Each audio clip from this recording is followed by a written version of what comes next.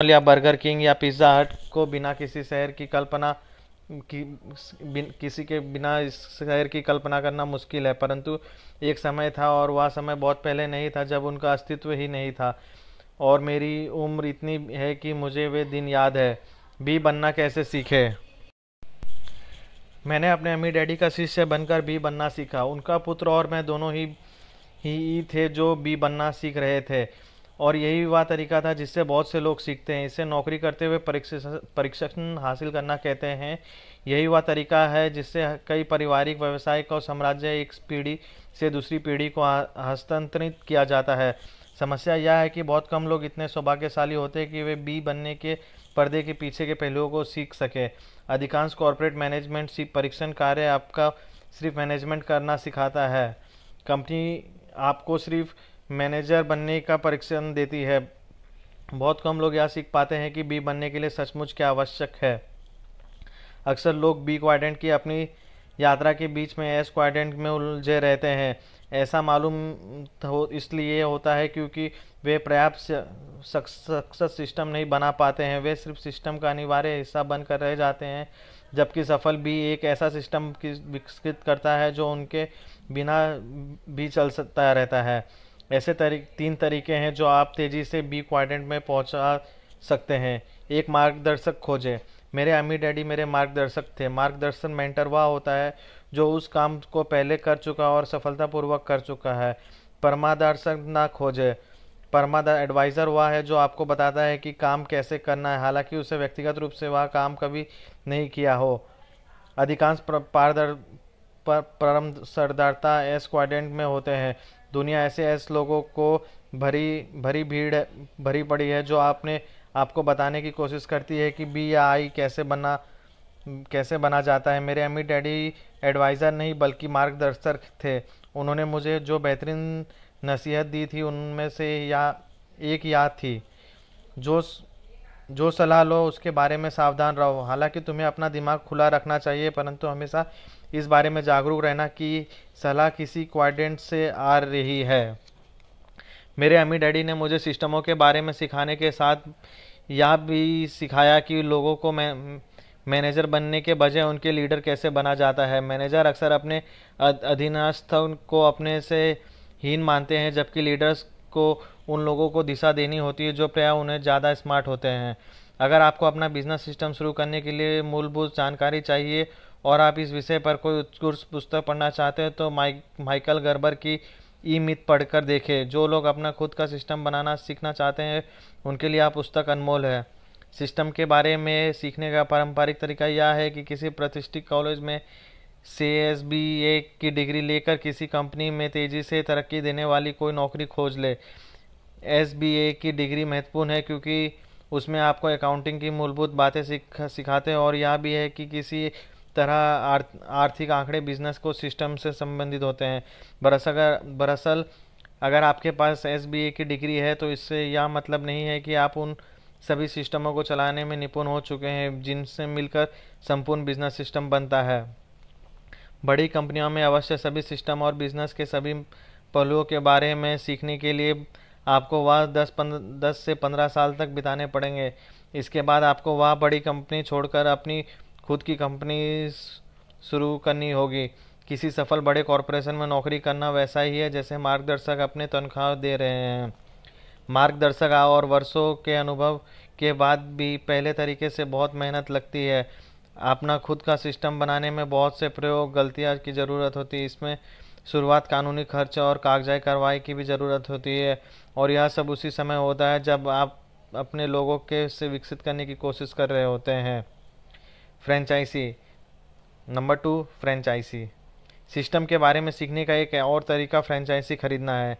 जब आप फ्रेंचाइजी खरीदते हैं तो आप एक आजमाया हुआ और सफल संचालन तंत्र खरीदते हैं। ऐसे बहुत से उत्कृष्ट फ्रेंचाइजी है। अपना सिस्टम बनाने की कोशिश करने के वजह फ्रेंचाइजी सिस्टम खरीदकर आप सिर्फ अपने लोगों को विकसित करने पर ध्यान केंद्रित कर सकते हैं। बी बनना सीखते समय बना बनाया सफल सिस्टम खरीदने से एक बहुत बड़ी अनिश्चितता दूर हो जाती है। ज़्यादातर बैंक छोटे शुरुआती बिजनेस के लिए लोन नहीं देते, परंतु फ्रेंचाइजी के लिए लोन दे देते हैं। ऐसा इसलिए है क्योंकि बैंक सिस्टम के महत्व को अच्छी तरह पहचानता है और यह भी कि एक अच्छे सिस्टम के साथ शुरुआत करने में जोखिम कम होता है।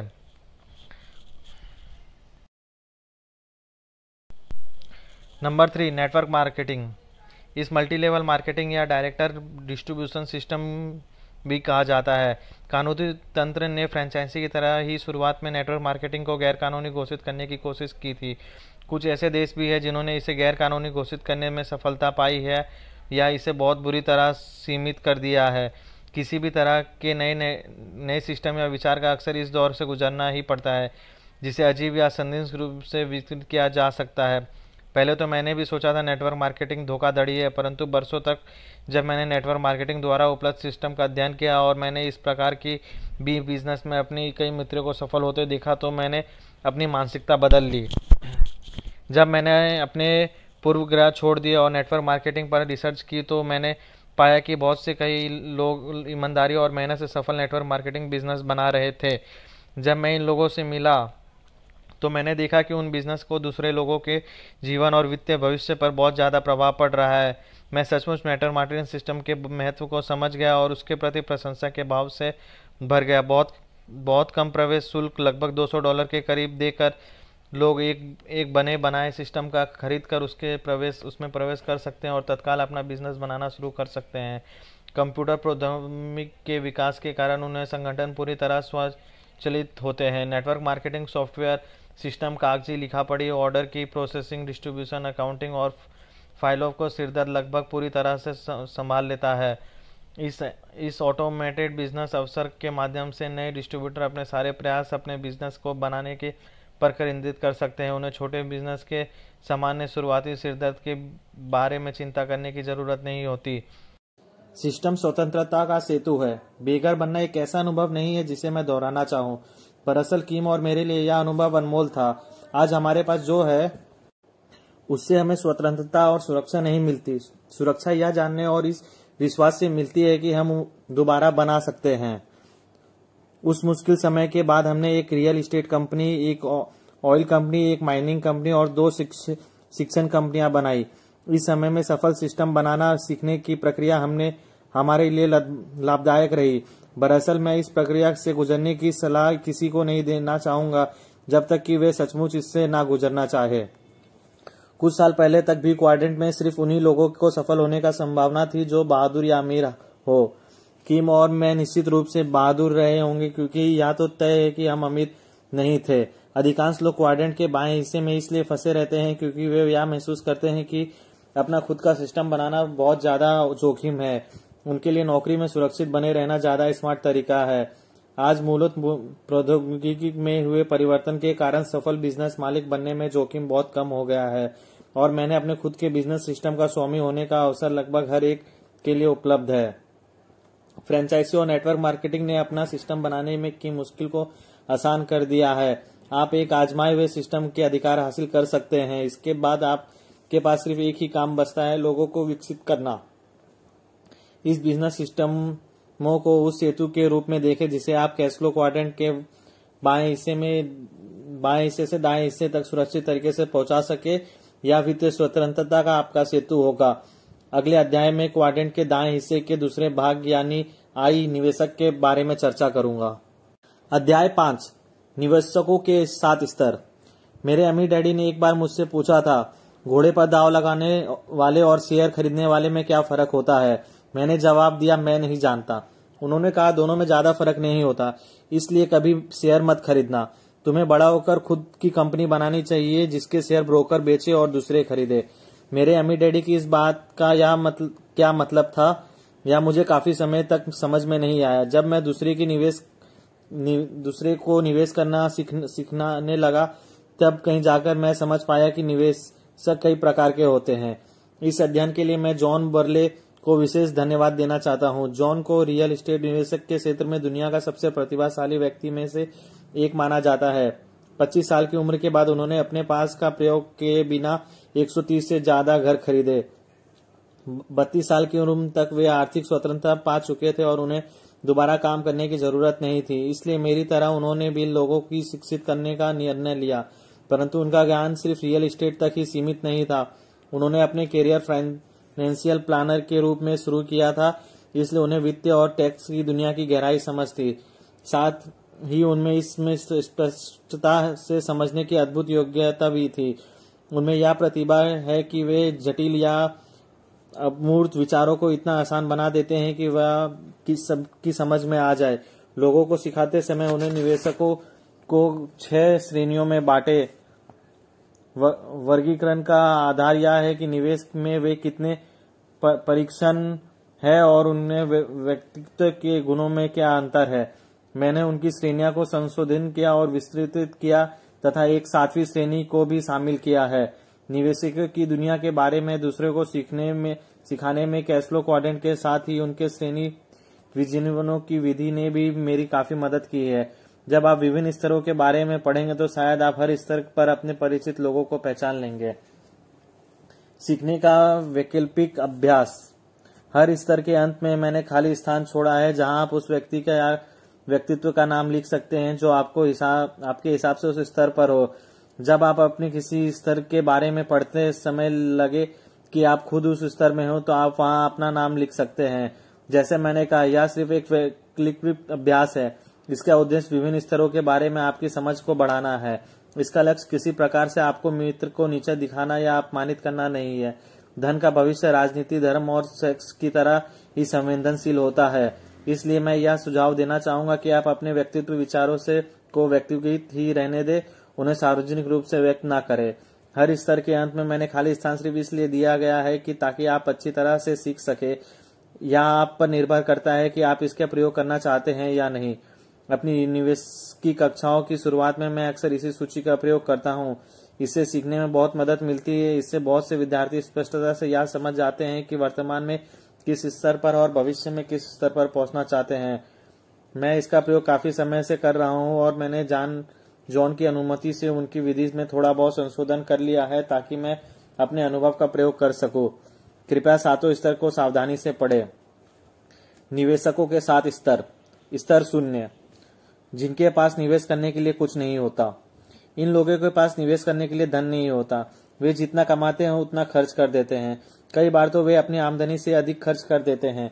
इस श्रेणी में वे तथाकथित अमीर लोग भी आते हैं जिनके खर्च उनकी आमदनी के बराबर या उससे अधिक होती है। दुर्भाग्यपूर्ण बात यह है कि 50% वयस्क इसी श्रेणी में आते हैं।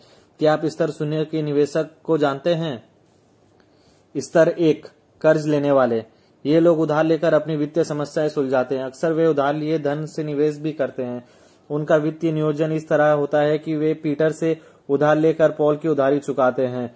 धन के क्षेत्र में वे स्तुरमुर्ग की तरह रेत में सिर घुसा लेते हैं और यह आशा तथा प्रार्थना करते हैं कि कुछ सही हो जाए।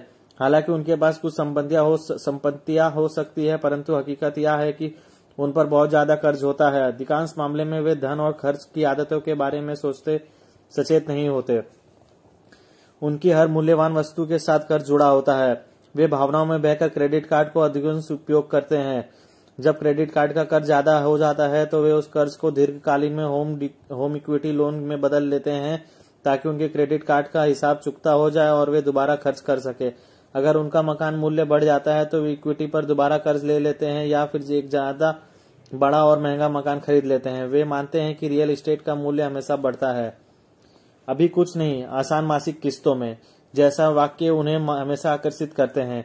इन शब्दों के जाल में फंसकर वे अक्सर अवमूल्यन वाले खिलौने खरीदते हैं, जैसे नाव, स्विमिंग पूल, छुट्टियां और कार। वे इन खिलौनों को संपत्ति मानते हैं और जब वे कर्ज लेने के लिए बैंक में जाते हैं तो वे आश्चर्य में पड़ जाते हैं कि बैंक इन्हें संपत्ति क्यों नहीं मानता और इसके आधार पर उन्हें कर्ज क्यों नहीं दिया।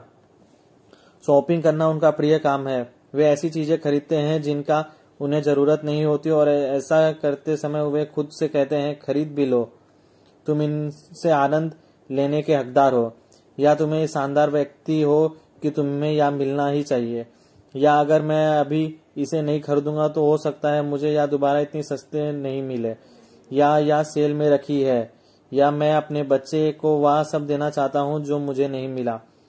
वे सोचते हैं कि कर्ज को लंबे समय तक चलाना रहना स्मार्ट तरीका है। वे हमेशा खुद को बदलते रहते हैं कि वे ज्यादा कड़ी मेहनत करेंगे और किसी दिन अपना सारा कर्ज उतार देंगे। वे जितना भी कमाते हैं उतना खर्च कर देते हैं, बल्कि कई बार तो उससे भी ज्यादा। उन्हें उपभोक्ता कहा जाता है। दुकानदारों और कार बेचने वाले इन लोगों से प्रेम करते हैं। जब उनके पास पैसा होता है तो वे उसे तत्काल खर्च कर देते हैं, जब उनके पास पैसा नहीं होता तो वे उधार ले लेते हैं। अगर उनसे पूछा जाए कि उनकी समस्या क्या है तो वो कहेंगे कि उनकी आमदनी कम है। वे सोचते हैं कि ज्यादा पैसा आने से उनकी समस्या सुलझ जाएगी, चाहे वे कितना भी ज्यादा कमाते हो। वे कर्ज में गहराई में डूबे रहते हैं। उनमें से अधिकांश को यह एक एहसास ही नहीं होता कि आज वे जितना धन कमा रहे हैं वह आंकड़ा पहले उन्हें बहुत बड़ी रकम या सपने की तरह लगता था, परंतु आज जब उन्होंने यह सपना की आमदनी हासिल कर ली है फिर भी वे पर्याप्त नहीं है। वे यह नहीं देख पाते कि समस्या उनकी आमदनी या इसका अभाव नहीं है, बल्कि धन संबंधी उनकी आदतें हैं। कुछ लोग अंततः गहराई में विश्वास करने लगते हैं कि उनकी स्थिति निराशाजनक है और वे हार मान लेते हैं। इसलिए वे अपने सिर को कर्ज में के दलदल में अधिक गहराई तक धंसा लेते हैं और वही चीजें दोहराते रहते हैं। उधार लेना, सामान खरीदना और कर्ज करने की आदतों पर उनकी कतई नियंत्रण नहीं होती। जिस तरह भूखड़ आमदनी या उदास होने पर लगातार खाता है, उसी तरह ये लोग उदास होने पर लगातार कर्ज करते हैं। वे खर्च करते हैं, उदास होते हैं तथा इसके बाद और ज्यादा खर्च करते हैं। अक्सर धन को लेकर उनकी अपनी प्रयोजन से बहस होती रहती है। वे इसी या उस चीज को खरीदने की अपनी आवश्यकता को तर्कपूर्ण साबित करने की कोशिश करते हैं। वे अपनी आर्थिक हालत को पूरी तरह से नजरअंदाज करते रहते हैं और अध्ययन करते हैं कि किसी दिन उनकी धन संबंधी समस्या जादू से गायब हो जाएगी या उनके पास हमेशा मनचाही चीजों पर खर्च करने के लिए पर्याप्त धन रहेगा। हो सकता है कि इस सत्र के निवेशक अमीर दिखे, हो सकता है उसके पास बड़े घर और चमचमाती कारें हो, परंतु अगर आप गहराई से जांच करेंगे तो आप पाएंगे कि उधार लेकर सामान खरीदते हैं। हो सकता है वे बहुत सा धन कमाते हो, परंतु वास्तविकता में वे वित्तीय बर्बादी इसमें सिर्फ एक व्यावसायिक दुर्घटना की दूरी पर होते हैं। मेरी क्लास में एक बार एक पूर्व बिजनेसमैन मालिक ने भाग लिया था। वह जमकर कमाओ जमकर खर्च करो के जीवन दर्शन पर चलता था। वर्षों तक उसके पास आभूषणों की दुकान की समृद्धि चेन थी, परंतु अर्थव्यवस्था में अचानक मंदी आई और उसके बिजनेस के एक झटके में गायब हो गया। दरअसल उसके कर्ज गायब नहीं हुए, 6 महीने से भी कम समय में उसके कर्ज ने उसे निगल लिया। वह मेरी क्लास में नए जवाबों की तलाश में आया था, परंतु वह यह बात मानना तो दूर पर इस पर विचार करने को भी तैयार नहीं था कि वह उसकी पत्नी स्तर 1 के निवेशक थे। वह बी क्वाड्रेंट से आया था और वह हाई क्वाड्रेंट में अपनी अमीर बनने के सपने देख रहा था। वह इस विचार को जकड़े हुए था कि चूंकि वह सफल बिजनेसमैन था, इसकी वजह से इसलिए वह उन्हीं फॉर्मूलों का इस्तेमाल करके निवेश की दुनिया में वित्तीय स्वतंत्रता प्राप्त कर सकता था। वह उस व्यक्ति का आदर्श उदाहरण है जो यह मानता है कि बिजनेसमैन होने के कारण वह आसानी से निवेश की दुनिया में सफलता हो सकता है, परंतु यह सही नहीं है, क्योंकि बिजनेस और निवेश के नियम एक से नहीं होते। जब तक ये निवेश बदलना ना चाहे, उनका वित्तीय भविष्य अंधकारमय है, बशर्ते वे किसी अमीर व्यक्ति से विवाह न कर ले जो इन आदतों को झेलने को तैयार हो। क्या आप स्तर 1 के निवेशकों को जानते हैं? स्तर 2, बचत करने वाले। ये लोग नियमित रूप से धन की छोटी मात्रा आमतौर पर जमा करते हैं। उनका धन किसी कम जोखिम और कम ब्याज वाले साधन में जमा होता है, जैसे मनी मार्केट, चेकिंग अकाउंट, बचत खाता या सर्टिफिकेट ऑफ डिपॉजिट। अगर उनका कोई व्यक्तित्व रिटायरमेंट खाता IRA होता है तो वह बैंक में होता है या फिर म्यूचुअल फंड कैश अकाउंट में। प्रायः वह निवेश करने के बजाय बड़ा सामान खरीदने के लिए बचत करते हैं, उदाहरण के लिए नया टीवी, कार, छुट्टियां मनाने आदि। वे नकद भुगतान करने में विश्वास करते हैं। वे उधारी और कर्ज से डरते हैं। इसकी वजह वे बैंक में धन जमा होने की सुरक्षा से ज्यादा पसंद करते हैं। हालांकि वे यह बात जानते हैं कि मुद्रास्फीति और टैक्स के बाद वर्तमान आर्थिक माहौल में बचत के परिक्रम नकारात्मक है। इसके बावजूद वे ज्यादा जोखिम लेने के लिए इच्छुक नहीं होते। शायद उन्हें इस बात की जानकारी नहीं है कि अमेरिकी डॉलर 1950 से अब तक 90% मूल्य गंवा चुका है और हर साल उनका मूल्य बैंकिंग की ब्याज दर से तेजी से घटता जा रहा है। उनके पास अक्सर बीमा पॉलिसियां होती है क्योंकि उनके सुरक्षा की भावना से लगाया है। आप अक्सर इन लोगों को यह कहते सुनते हैं चवन्नी बचाने का मतलब चवन्नी कमाना है, या मैं बच्चे के लिए बचत कर रहा हूँ। सच्चाई यह है कि अक्सर गहराई सुरक्षा और उनके जीवन को संचालित कर रही है। दरअसल वे अक्सर खुद को और उन लोगों को कम फायदा कराते हैं जिनके लिए वे बचत करते हैं। वे स्तर 1 के निवेशक के लगभग विपरीत होते हैं। पैसा बचाना कृषि युग में एक अच्छा विचार था, परंतु जब वे उद्योग युग में दाखिल हो गए हैं तो बचत करना स्मार्ट विकल्प नहीं रहा गया। या और भी बुरा विकल्प तब बन गया जब अमेरिका ने गोल्ड स्टैंडर्ड छोड़ दिया और हम मुद्रास्फीति के युग में प्रवेश कर गए, क्योंकि सरकार तेजी से नोट छापने लगी। जो लोग मुद्रास्फीति के समय से धन बचाते हैं वे अंततः पराजित होते हैं। जाहिर है, अगर हम मुद्रा कुंसन के दौर से गुजरे तो वे विजेता बन सकते, परंतु सिर्फ तभी जब छपे हुए नोट का सचमुच कोई मूल्य बचे। दरअसल अगर आप निवेशक का अध्ययन करना ही नहीं चाहते हो और वित्तीय जोखिम को लेकर दहशत में आ जाते हो तो बचत करने या निवेश करने से बेहतर विकल्प है। अगर आप बैंक में ही अपना धन रखते हो तो आपको इससे ज्यादा सोचने नहीं पड़ता और आपका बैंकर आपको पसंद करते हैं। वे ऐसा क्यों नहीं करे। आप बचत खाते में जितना धन जमा करते हैं वे हर डॉलर पर बैंक 10 से $20 तक कर्ज देता है।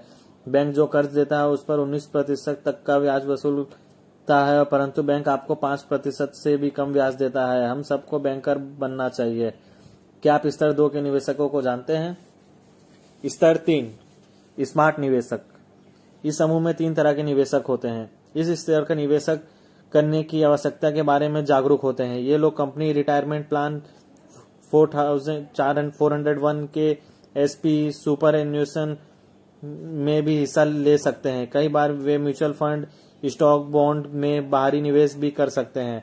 आमतौर पर वे बुद्धिमान और सुरक्षित होते हैं। वे इस देश के 2/3 लोगों होते हैं जिन्हें हम मध्यम वर्ग के नाम से पुकारते हैं। दरअसल निवेश के क्षेत्रों में वे अक्सर शिक्षित नहीं होते या उनमें उस चीज की कमी होती है जिसे निवेश उद्योग परिष्कार करता कहता है। वे कंपनी की सालाना रिपोर्ट या कंपनी के प्रोस्पेक्टस को शायद ही कभी पढ़ते हैं। वे ऐसा कैसे कर सकते हैं? उन्हें वित्तीय रिपोर्ट पढ़ने की परीक्षण कभी दी नहीं गया है। उसमें वित्तीय साक्षरता की कमी होती है। हो सकता है वे उनके पास कॉलेज की बड़ी डिग्रियां हो या वे डॉक्टर के या लेखापाल हो, परंतु निवेश की जीत हार वाली दुनिया में बहुत कम लोगों को अप्रचुर रूप से परीक्षित या शिक्षित किया जाता है। ये इस स्तर के 3 मुख्य श्रेणियां हैं। इस स्तर के निवेशक अक्सर स्मार्ट होते हैं जिनके पास अच्छी शिक्षा और अच्छी आमदनी होती है। दरअसल इनमें निम्न अंतर होते हैं। स्तर 3 ए। इस स्तर के लोगों का समूह कहता है मुझे तंग मत करो। उन्हें खुद को विश्वास दिला दिया है कि वे धन के बारे में नहीं समझते हैं और कभी समझ भी नहीं पाएंगे। वे इस तरह की बातें कहते हैं, मुझे अंकों की अच्छी योग्यता ही नहीं है, मैं कभी नहीं समझ पाऊंगा कि निवेश कैसे काम करता है, मैं बहुत व्यस्त हूँ, इतना सारा कागजी काम या बहुत जटिल है या बहुत झंझट का काम है। हमारे परिवार में निवेश का काम मेरी पति पत्नी के जिम्मे है।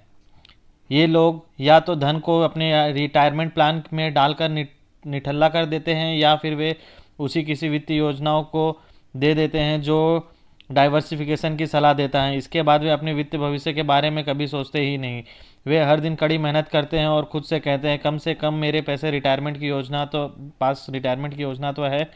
रिटायरमेंट होने के बाद ही उन्हें यह पता चल पाएगा कि उनके निवेश कैसे थे। क्या आप स्तर 3A के किसी निवेशक को जानते हैं?